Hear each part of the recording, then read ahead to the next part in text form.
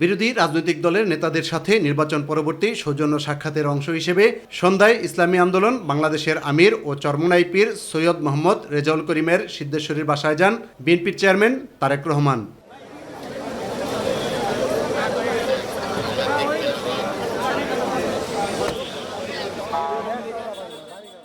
উভয় দলের শীর্ষ নেতাদের উপস্থিতিতে হৃদ্যতাপূর্ণ আলোচনা হয়।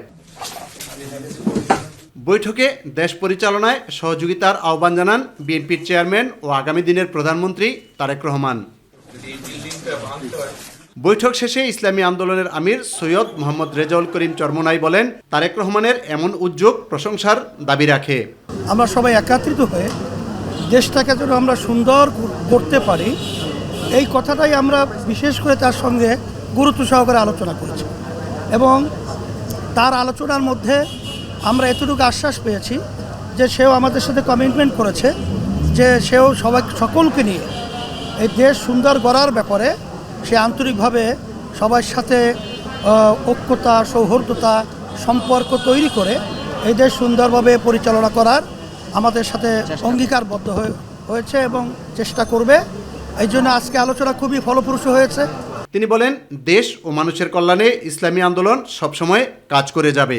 দেশ পরিচালনার জন্য বিএনপি চেয়ারম্যান তারেক রহমান আপনারা সহ অন্যান্য যেসব বিরোধী দল রয়েছে তাদের সহযোগিতা চেয়েছেন, আপনারা তার প্রতি উত্তরে কি বলেছেন?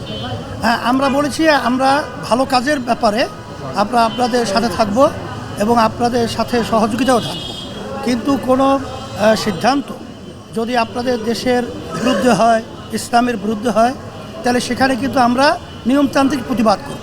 তখন তারেক রহমান সাহেব বলেছেন যে আপনারা প্রতিবাদ করবেন, কথা ঠিক আছে, কিন্তু একটু আলোচনা করে যদি সেটা আমরা ওখানে সমাধান করতে না পারি তখন তো আপনারা করবেন। এই বিষয়টা আপনার কাছে কেমন মনে হয়েছে? এটা আমার কাছে ভালোই লেগেছে, খারাপ লাগে। ইউসুফ আলী, মাই টিভি, ঢাকা।